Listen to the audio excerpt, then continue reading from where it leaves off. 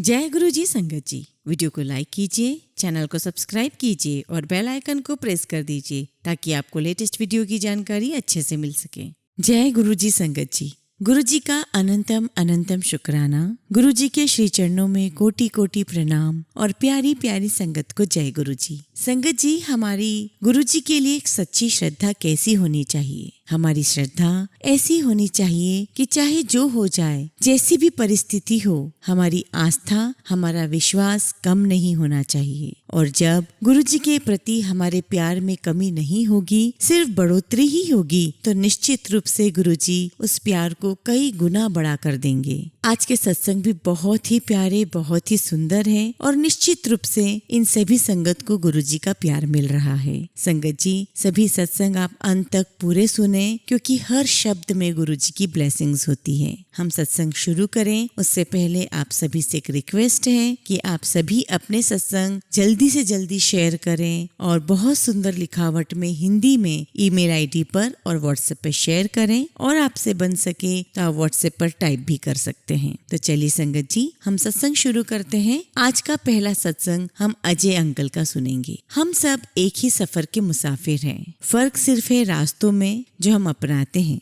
अपने अंतिम लक्ष्य तक पहुंचने के लिए। ऐसा ही एक मुसाफिर होते हुए मैंने भी कई रास्ते आजमाए, कुछ का पालन किया, काफी सारे रास्ते छोड़े, और फिर भी उनमें से किसी पर भी मुझे पक्की तरह से यकीन नहीं हुआ। खुशी मेरे पास आती और चली जाती। सफलता एक ऐसी चीज थी जिसकी मुझे आशा थी। प्यार वो चीज थी जिसके लिए मुझे लोभ था। और मेरा स्वास्थ्य वो मेरी जिंदगी का एक मुख्य मसला था। मेरे स्वास्थ्य की वजह से मुझे बहुत कष्ट उठाना पड़ रहा था और मैं पूरी तरह से उम्मीद खो चुका था। संगत जी, अगर संक्षेप में कहूँ तो मेरे लिए जिंदगी का मतलब जीना नहीं रहा था। एक बदनसीब पीड़ित व्यक्ति की तरह जिसके साथ कोई बड़ी दुखांत घटना घटी हो, मैं अपनी किस्मत के साथ समझौता करने की कोशिश कर रहा था। मैं एक असाधारण रोग मस्कुलर डिस्ट्रॉफी का मरीज हूँ जो लाइलाज है। मैं अपनी बीमारी से भागने के लिए उसके बारे में भूलने की कोशिश करता हूँ ताकि मैं अपनी जिंदगी जी सकूं,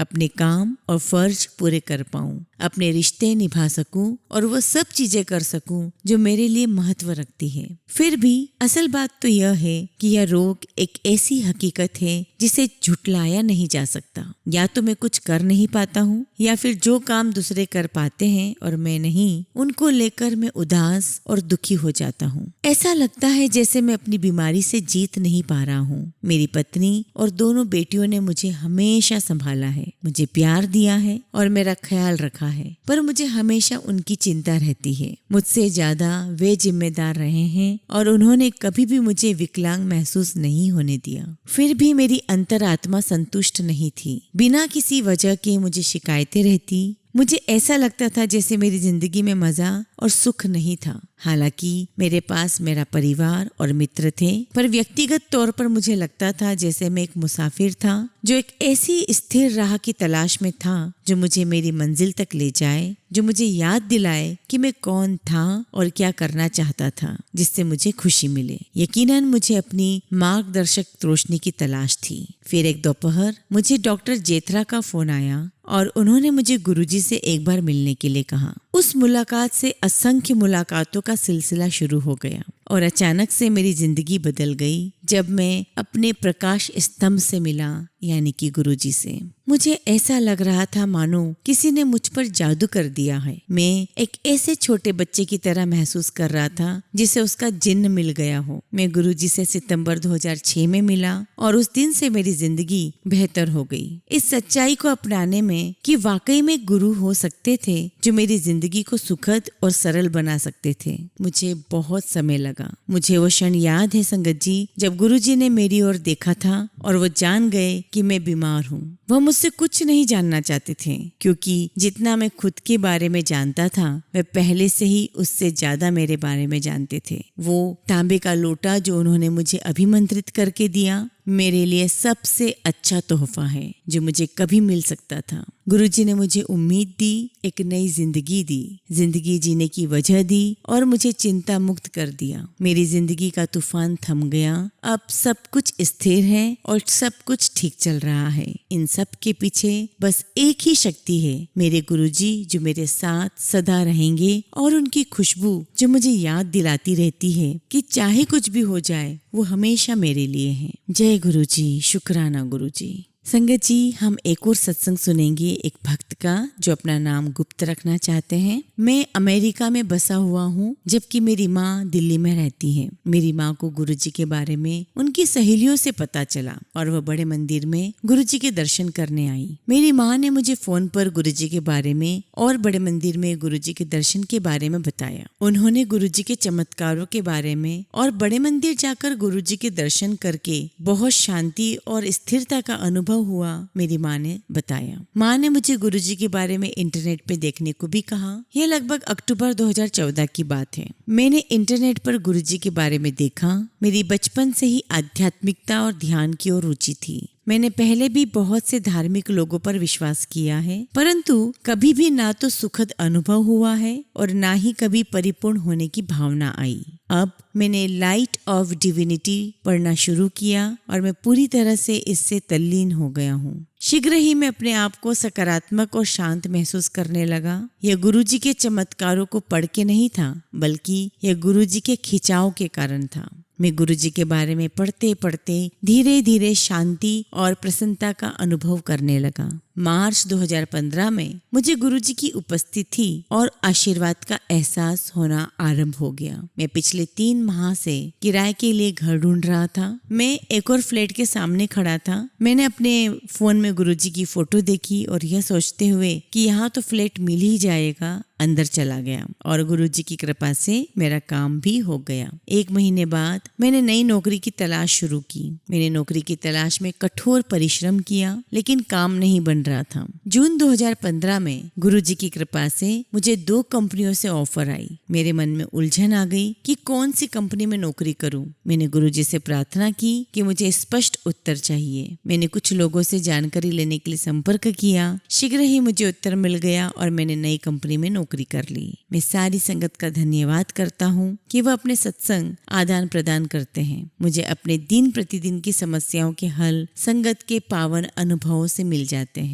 लख लख शुक्राना गुरुजी। थैंक यू गुरुजी। संगत जी, हम अगला सत्संग जसकिरण आंटी का सुनेंगे। 3 महीनों से अत्यधिक पीठ के दर्द के कारण मैं बेड से उठ नहीं पा रही थी। यह 2003 में जून जुलाई की बात है, जब मैंने पाया कि अगर मैं पालथी मारकर बैठती तो दर्द की बहुत तीखी लहर मेरी रीढ़ की हड्डी से लेकर दाहिनी टांग से होते हुए मेरे पैर तक दौड़ पड़ती। यहाँ तक कि एक जगह पर 10 से 15 मिनट तक खड़े रहना भी मेरे लिए बहुत कठिन हो गया था। आधा किलोमीटर भी चलना बहुत कष्टदायक था और सीढ़ियाँ चढ़ना तो एक बहुत बड़ी सजा लगती थी। मेरी रीढ़ की हड्डी दूसरी बार अपने स्थान से हिल गई थी। 2001 में भी मुझे यही दर्द हुआ था और मैं 4 महीनों के लिए बेड रेस्ट पर थी।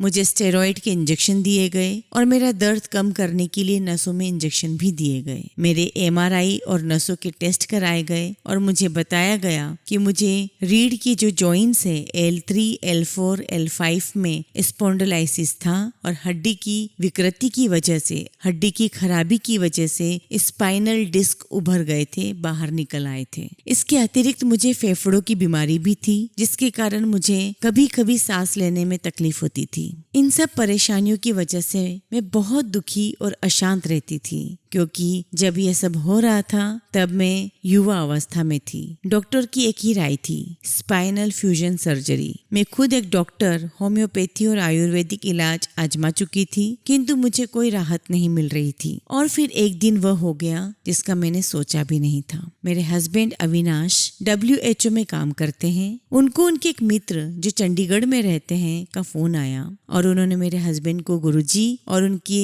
चमत्कारिक उपचारात्मक शक्तियों के बारे में बताया। मैंने और मेरे हस्बैंड ने तुरंत गुरुजी के यहाँ जाने का निर्णय लिया। गुरुजी की मौजूदगी में बैठे हुए और गुरबानी की अमृत धारा में ध्यान मग्न होकर हम दोनों एक अलग ही दुनिया में पहुंच गए, एक दिव्य परम आनंद और सुख की दुनिया। हम गुरुजी के चरण कमलों में नतमस्तक हुए और उन्होंने तुरंत यह कहकर हमें आशीर्वाद दिया, तेरा कल्याण हो गया। गुरुजी के निर्देश अनुसार हम कुछ दिन बाद उनके यहाँ तांबे का लोटा लेकर गए, जिसे गुरुजी ने अभिमंत्रित करके हमें दिया। यह कोई चमत्कार से कम नहीं है कि कुछ ही समय में मेरी पीठ की परेशानी खत्म हो गई। गुरुजी के चमत्कारिक उपचारात्मक शक्तियों को धन्यवाद कि अब मैं घंटों जमीन पर पालथी मारकर बैठ सकती हूँ, लंबे समय तक चल सकती हूँ, यहाँ तक कि सीढ़ियाँ भी चढ़ पाती हूँ। गुरुजी के आशीर्वाद से मैं अपना घर बनवा पाई और उसके भीतर की सजावट भी करवा पाई। मुझे कभी नहीं लगा था कि मैं अपनी पीठ की परेशानी होते हुए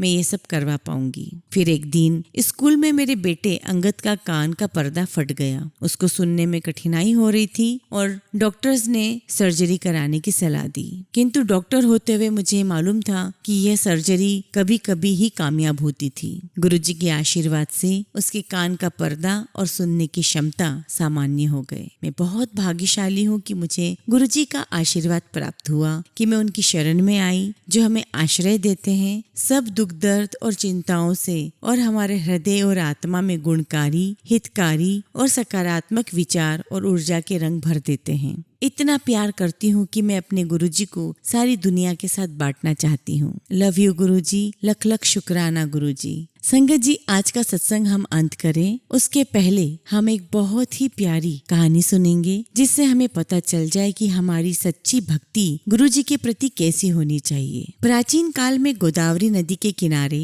वेद धर्म मुनि के आश्रम में उनके शिष्य वेद और शास्त्रों का अध्ययन करते थे। एक दिन गुरु ने अपने शिष्यों की गुरु भक्ति की परीक्षा लेने का विचार किया। अपने सभी शिष्यों में गुरु के प्रति इतनी अटूट श्रद्धा होती है कि उस श्रद्धा को नापने के लिए गुरु को कभी कभी योग बल का भी उपयोग करना पड़ता है। वेद धर्म मुनि ने शिष्यों से कहा, हे शिष्यों, अब प्रारब्धवश मुझे कोढ़ निकलेगा और मैं अंधा हो जाऊंगा, इसलिए काशी में जाकर रहूंगा। हे कोई हरि का लाल जो मेरे साथ रहकर सेवा करने के लिए तैयार हो। शिष्य पहले तो कहा करते थे, गुरुदेव आपके चरणों में हमारा जीवन न्योछावर हो जाए मेरे प्रभु, लेकिन अब सारे शिष्य चुप हो गए। उनमें संदीपक नाम का शिष्य खूब गुरु सेवा परायण सच्चा गुरु भक्त था। उसने कहा, गुरुदेव ये दास आपकी सेवा में रहेगा। गुरुदेव 21 वर्ष तक सेवा के लिए रहना होगा। संदीपक ने कहा, गुरुवर 21 वर्ष तो क्या, मेरा पूरा जीवन ही अर्पित है। गुरु सेवा में ही इस जीवन की सार्थकता है।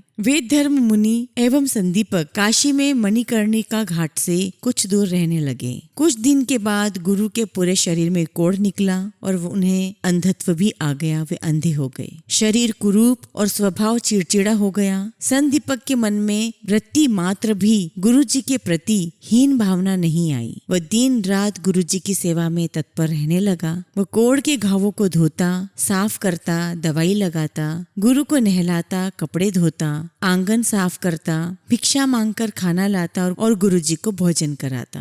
गुरुजी गाली देते, डांटते, तमाचा मार देते, डंडे से मारपीट करते और विविध प्रकार से परीक्षा लेते, परंतु संदीपक की गुरु सेवा में तत्परता व गुरु के प्रति भक्ति भाव अधिक का अधिक गहरा और प्रगाढ़ होता गया। काशी के अधिष्ठाता देव भगवान विश्वनाथ संदीपक के समक्ष प्रकट हो गए और बोले, तेरी गुरु भक्ति एवं गुरु सेवा देखकर हम प्रसन्न हैं। जो गुरु की सेवा करता है वह मानो मेरी ही सेवा करता है। जो गुरु को संतुष्ट करता है वह मुझे ही संतुष्ट करता है। बेटा कुछ वरदान मांग ले। संदीपक गुरु से आज्ञा लेने गया और बोला, शिवजी वरदान देना चाहते हैं, आप आज्ञा दें तो वरदान मांग लूं कि आपका रोग और अंधेपन का प्रारब्ध समाप्त हो जाए। अब गुरु ने बहुत डांट लगाई, वरदान इसलिए मांगता है कि मैं अच्छा हो जाऊं और तेरी सेवा से जान छूट जाए। अरे मूर्ख, मेरा कर्म कभी न कभी तो मुझे भोगना ही पड़ेगा। संदीपक ने शिवजी को वरदान के लिए मना कर दिया। शिवजी आश्चर्यचकित हो गए कि कैसा निष्ठावान शिष्य है। शिवजी विष्णु लोक में गए